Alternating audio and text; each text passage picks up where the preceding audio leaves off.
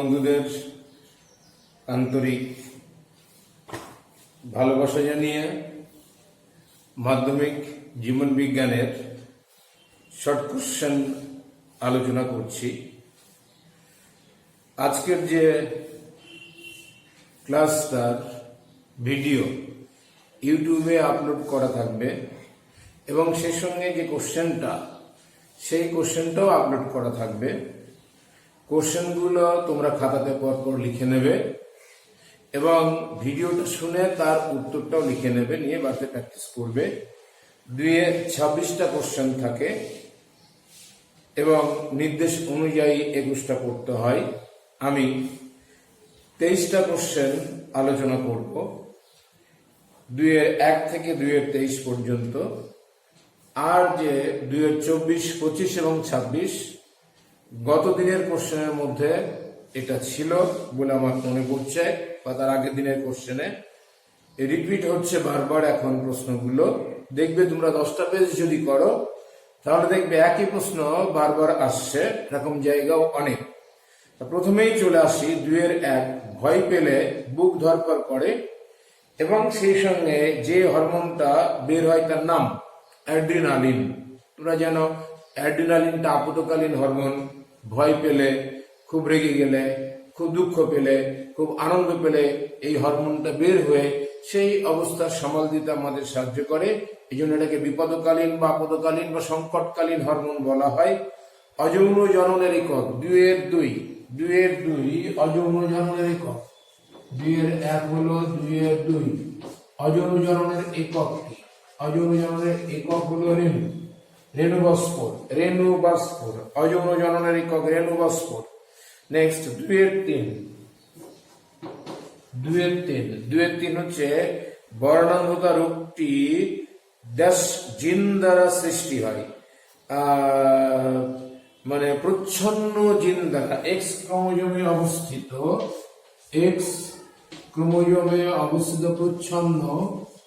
প্রচ্ছন্ন জিন দ্বারা প্রকাশিত হয়। এক্স ক্রোমোজোমে অবস্থিত প্রচ্ছন্ন জিন দ্বারা প্রকাশিত হয়। এটা একটু মাথায় রাখবে, এক্স ক্রোমোজোমে অবস্থিত প্রচ্ছন্ন জিন দ্বারা প্রকাশিত হয়। এটা হচ্ছে 2-3। 2-4 the origin of life on earth. The origin of life on earth কার লেখা? ওপারিন, বিজ্ঞানী ওপারিন বা ওপারিনের লেখা। বিজ্ঞানী ওপারিনের লেখা origin of species, the origin of life on আর্থ, পৃথিবীতে প্রাণের আবির্ভাব। এটা ঘুরিয়ে ফেলবে, কিন্তু দ্য অরিজিন অফ স্পিসিস হলে চার্লস ডারউইন হতো, কিন্তু যেহেতু দিয়েছে the origin of life on আর্থ এর লেখক, তাহলে ওপারিন রাশিয়ার বিজ্ঞানী। 2-5 গৃহস্থলী ও কলকারখানার নোংরা আবর্জনাযুক্ত জলকে কি বলে? আবর্জনাযুক্ত জলকে কি সাজ বলা হয়? সাজ বলা হয়। 2-5 দন্তস্বয় আকার বর্গীয় সাজ বলা হয়। দন্তস্বয় আকার বর্গীয় সাজ বলা হয়। বাড়িতে যে জিনিসপত্র ধোয় সেই নোংরা জলটাকে সাজ বলা হয়। নেক্সট মিথাইল ড্রাগ তৈরি হয় যে ছত্রাক থেকে, তার নাম মিথাইল ড্রাগ। দেখো, মিথাইল ড্রাগ তৈরি হয় যে ছত্রাক থেকে। অ্যাকচুয়ালি এটা মিথাইল না করে ইথাইল করলে একটু বেশি ভালো হয়। ইথাইল ড্রাগ, এটা তোমার মানে অ্যালকোহল। ইথাইল এটা করলে একটু বেশি ভালো হয়। যে স্যাকারোমাইসিস সেরিভেসি বা ইস্ট নামক ছত্রাক থেকে, স্যাকারোমাইসিস সেরিভেসি, ইথাইল ড্রাগ, অর্থাৎ ইথাইল অ্যালকোহল প্রকৃত অর্থের ড্রাগ না। প্রশ্নটার মধ্যে একটুখানি মানে প্রবলেম আছে, যেটা আমি কারেকশন করে দিলাম। এটা ইথাইল অ্যালকোহল, ইথাইল অ্যালকোহল জাতীয় যৌগ তৈরি হয় যে ছত্রাক থেকে, তার নাম ইস্ট হবে বা স্যাক্রোমাইসিস সেরিভেসি। এরপরে চলে যায় 2-এর 7 দাগ, সত্য মিথ্যা, 2-7 থেকে 12 পর্যন্ত, 2-7 থেকে 2-12 পর্যন্ত। এখানে হচ্ছে সত্য মিথ্যা প্রশ্নগুলো থাকে, সত্য মিথ্যা প্রশ্নগুলো থাকে। এই সত্য মিথ্যা প্রশ্ন 2-7 থেকে 2-12, এটা একটু তোমাদের জানতে হবে। ইনসুলিন হরমোনের অভাবে ডায়াবেটিস ইনসিপিডাস হয়, সম্পূর্ণ ভুল। ডায়াবেটিস ইনসিপিডাস এটা মিথ্যে হবে। ডায়াবেটিস ইনসিপিডাস ADH হরমোনের কম ক্ষরণের ফলে হয়ে থাকে। পশ্চাৎ পিটুইটারি গ্রন্থি থেকে ADH বা অ্যান্টিডাই ইউরেটিক হরমোন কম ক্ষরিত হলে এই রোগটা হয়। সুতরাং ইনসুলিনের অভাবে ডায়াবেটিস মেলিটাস হয়, মধুমেহ রোগ। 2 নম্বর, স্বয়ংক্রিয় স্নায়ুতন্ত্রের কেন্দ্র হিসাবে কাজ করে। স্বয়ংক্রিয় স্নায়ুতন্ত্রের কেন্দ্র হিসাবে কাজ করে। দেখো, স্বয়ংক্রিয় স্নায়ুতন্ত্র কিন্তু সুষুম্নাকাণ্ড দ্বারাও পরিচালিত হয়। স্বয়ংক্রিয় স্নায়ুতন্ত্র সুষুম্নাকাণ্ড দ্বারাও কিন্তু পরিচালিত হয়। স্পাইনাল কর্ড বা সুষুম্নাকাণ্ড হবে।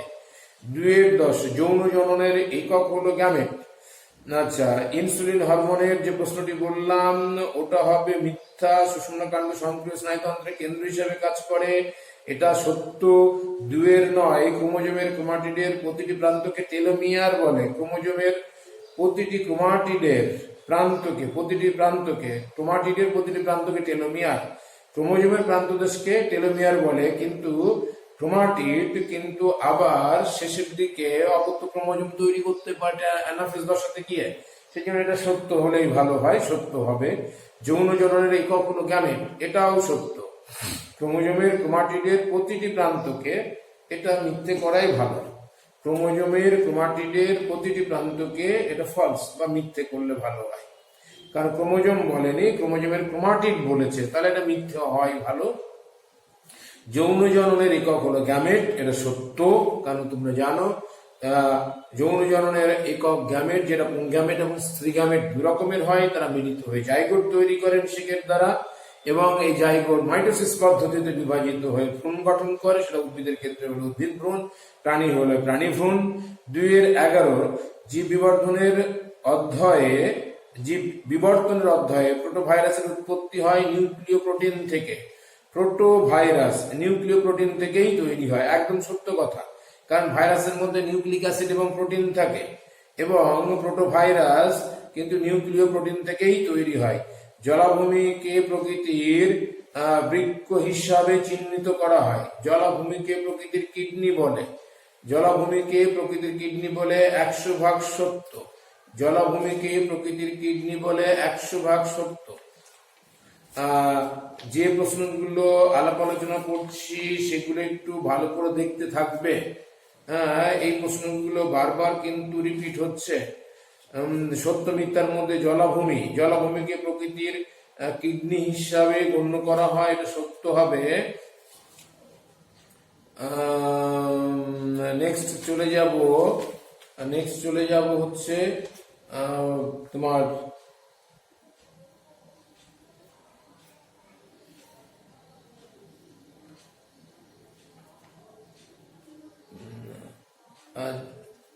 আচ্ছা, আমি এক জায়গায় যেটা বললাম মিথাইল ড্রাগ আর্গট কিন্তু হতে পারে। ক্লাভিসেপস পারপিউরিয়া বলে একটা ছত্রাক আছে।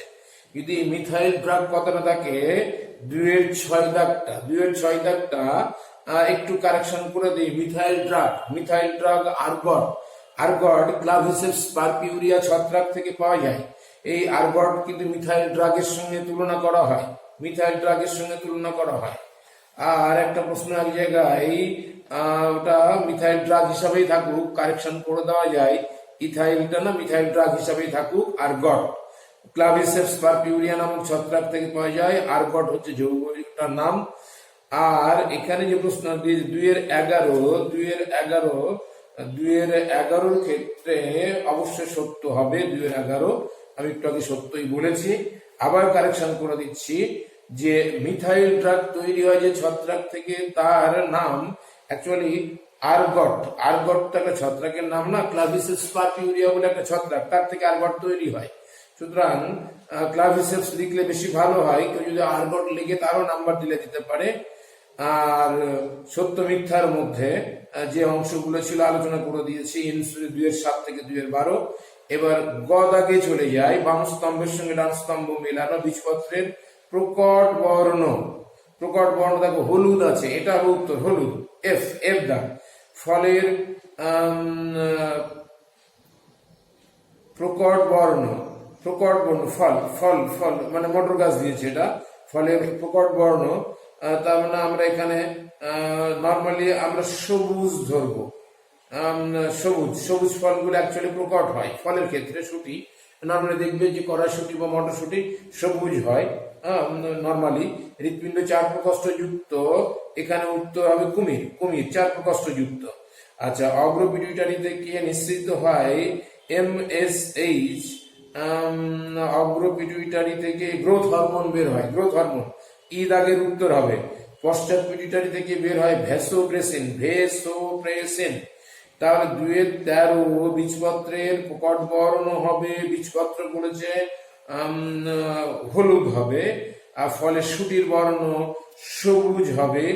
হৃৎপিণ্ড 3 প্রকোষ্ঠ যুক্ত যদি বলে, 3 প্রকোষ্ঠ যুক্ত বললে কিন্তু হবে হচ্ছে কোনো ব্যাং, মানে উভয়চর জাতীয় প্রাণী, ব্যাং জাতীয়। 4 প্রকোষ্ঠ যদি বলে তাহলে এখানকার অপশন হবে কুমির। আর অগ্রপিটুইটারি যদি বলে তাহলে গ্রোথ হরমোন হবে। আর 2-18 পশ্চাৎ পিটুইটারি হলে ভেসোপ্রেসিন বা অ্যান্টিডাই ইউরেটিক হরমোন ADH অ্যান্টিডাই ইউরেটিক হরমোন পশ্চাৎ পিটুইটারি থেকে বের হয়। নেক্সট চলে যাব, প্রতিটির মান 1 করে থাকে, একটা শব্দে বা একটি বাক্যে উত্তর লিখতে হয়। আমি আগেই বলেছি প্রশ্নগুলো পূর্ণ বাক্যে লিখবে, কখনো শর্ট ফর্মে লিখবে না। সব প্রশ্নই 1 দাগের MCQ সব পূর্ণ বাক্যে লিখবে, 2 দাগে যেখানে যে প্রশ্ন থাকবে সবগুলো পূর্ণ বাক্যে লিখবে এবং পর লিখে আসবে 1, তার নিচে 2, তারপরে 3, তারপর 4, এইভাবে ছড়িয়ে ছিটিয়ে লিখবে না। আবার চলে আসি, প্রতিটি প্রশ্নের মান 1 করে একটি শব্দে বা একটি বাক্যে উত্তর দাও। এখানে একটি বাক্যে উত্তর লিখে আসবে পরীক্ষার সময়। বি সদৃশ্য শব্দটি বেছে লেখো, TSH, ACTH, FSH এবং ADH। আর টেস্টোস্টেরন, দেখো টেস্টোস্টেরন হবে এখানে। টেস্টোস্টেরনটা হচ্ছে শুক্রাশয় হরমোন। বাকিগুলো সব পিটুইটারি গ্রন্থি থেকে নিঃসৃত hormone. TSH, ACTH follicle stimulating hormone, ADH antidiuretic hormone. Testosterone হবে এখানে উত্তর, এটা শুক্রাশয় থেকে বের হয়। বাকিগুলো কিন্তু পিটুইটারি গ্রন্থি থেকে বের হয়। অটোজোম কাকে বলে? দৈহিক বৈশিষ্ট্য নির্ধারণকারী যে ক্রোমোজোম গুলো তাকে অটোজোম বলে। আমাদের ক্ষেত্রে 44টা অটোজোম, 44টা অটোজোম মানে 22 জোড়া বা 44টা অটোজোম, 22 জোড়া বা 44টা অটোজোম, এটা একটু মাথায় রাখবে। নেক্সট, ক্রোমোজোমের হিস্টোন প্রোটিন কি অ্যামাইনো অ্যাসিড থাকে? আর্জিনিন এবং হিস্টিডিন অ্যামাইনো অ্যাসিড থাকে। আর্জিনিন এবং হিস্টিডিন। 2-21 উত্তর হবে আর্জিনিন এবং হিস্টিডিন নামক অ্যামাইনো অ্যাসিড থাকে। আচ্ছা, কোষের মধ্যে ক্যারিওকাইনেসিস এর পরে সাইটোকাইনেসিস না হলে কি হতো? বহু নিউক্লিয়াস যুক্ত হয়ে যেত, কোষটা বহু নিউক্লিয়াস যুক্ত হতো। একটা প্রশ্ন দেওয়া হয়, একটা কোষ যদি বারবার বিভাজিত হয় কিন্তু নিউক্লিয়াস যদি বিভাজিত না হয় তাহলে কোষের মধ্যে নিউক্লিয়াসের সংখ্যা গ্রাজুয়ালি বেড়ে যাবে। নিউক্লিয়াস 1টা, 2টো, 3টে, 4টে, 5টা, 6টা, 7টা, 8টা, 9টা, 10টা, 11টা, 12টা, 13টা, 14টা, 15টা, এবং 16টায় গেছে। এই নিউক্লিয়াস বহু নিউক্লিয়াস যুক্ত অবস্থায় পরিণত হবে কোষটি। তখন উদ্ভিদের ক্ষেত্রে এটাকে বলা হয় সিনোসাইট, প্রাণীর ক্ষেত্রে বলা হবে কোষটাকে সিনসিটিয়াম। বহু নিউক্লিয়াস যুক্ত অবস্থায় পরিণত হবে। বহু নিউক্লিয়াস যুক্ত উদ্ভিদ কোষকে সিনোসাইট বলা হয়, বহু নিউক্লিয়াস যুক্ত প্রাণী কোষকে সিনসিটিয়াম বলা হয়। তাহলে নিউক্লিয়াসের বিভাজন হচ্ছে না, কিন্তু বিভাজন হচ্ছে কিন্তু সাইটোপ্লাজমের বিভাজন হচ্ছে না। ফলে কোষের সংখ্যা বাড়বে না, কিন্তু কোষের মধ্যে নিউক্লিয়াসের সংখ্যা বেড়ে যাবে। নিচে সম্পর্কযুক্ত শব্দ দেওয়া আছে। হাঁপানি বায়ু দূষণের কারণে হলে কলেরা কি দূষণের ফলে হবে? জল দূষণের ফলে হবে। জল দূষণের ফলে হবে। আর আমি যেটা বলেছিলাম এইগুলো তোমাদের আগে করানো হয়েছে 2024-এ ইনসিটু সংরক্ষণ, জাতীয় উদ্যান, অভয়ারণ্য, রিজার্ভ ফরেস্ট, এরা সবাই ইনসিটু সংরক্ষণের উদাহরণ। মানে বলছে 4টে বিষয় দেওয়া হয়েছে, তার মধ্যে 3টি বিষয় একটি বিষয়ের অন্তর্গত, জাতীয় উদ্যান, অভয়ারণ্য, রিজার্ভ ফরেস্ট এবং ইনসিটু সংরক্ষণ। দেখো জাতীয় উদ্যান, অভয়ারণ্য এবং রিজার্ভ ফরেস্ট সবাই ইনসিটু সংরক্ষণ। তোমরা জানো জীববৈচিত্র্য সংরক্ষণের দুটো পদ্ধতি আছে, ইনসিটু এবং এক্সিটু। ইনসিটু সংরক্ষণ মানে বনভূমি সংরক্ষণ, জাতীয় উদ্যান, অভয়ারণ্য, রিজার্ভ ফরেস্ট এরা হবে, উত্তরটি হবে ইনসিটু সংরক্ষণ, কারণ এদের মধ্যে ওই 3টা অন্তর্ভুক্ত। পিবিআর এর সম্পূর্ণ নাম 2025 people biodiversity register, people biodiversity register, PBR. PBR এর সম্পূর্ণ নাম, পিবিআর এর সম্পূর্ণ নাম people biodiversity register, PBR, capital PBR. PBR এর সম্পূর্ণ নাম পিপল বায়োডাইভার্সিটি রেজিস্টার। পরিবেশ চ্যাপ্টার 11 শেষের দিকে রয়েছে জেএফএম, জয়েন্ট ফরেস্ট ম্যানেজমেন্ট এবং পিবিআর, পিপল বায়োডাইভার্সিটি রেজিস্টার। এটা কিন্তু 2025-এ রয়েছে, 2025-এ রয়েছে। এটা আগে অনেক জায়গায় হয়েছে, 2026-এ আছে। বন্যপ্রাণী সংরক্ষণ আইন কত সালে আমাদের দেশে চালু হয়? 1972 সালে। বন্যপ্রাণী সংরক্ষণ আইন আমাদের দেশে 1972 সালে তৈরি হয়, হ্যাঁ চালু হয় 1972। বন্যপ্রাণী সংরক্ষণ আইন, wild life protection act, wild life protection act. এই যে 26টি কোশ্চেনের মধ্যে তোমাদের ডাইরেক্টলি আপলোড করে দেওয়া থাকবে 2-1 থেকে 23 পর্যন্ত, 24, 25, 26 তোমাদের প্রশ্নের মধ্যে থাকবে না, কিন্তু আলোচনার মধ্যে থাকবে। আবার বলছি 2024 কোশ্চেনের মধ্যে নেই, কিন্তু আমি আলোচনা করে দিচ্ছি যে ইনসিটু সংরক্ষণের অন্তর্গত হলো জাতীয় উদ্যান, অভয়ারণ্য এবং রিজার্ভ ফরেস্ট। বলছে 3টে বিষয় একটি বিষয়ের অন্তর্গত।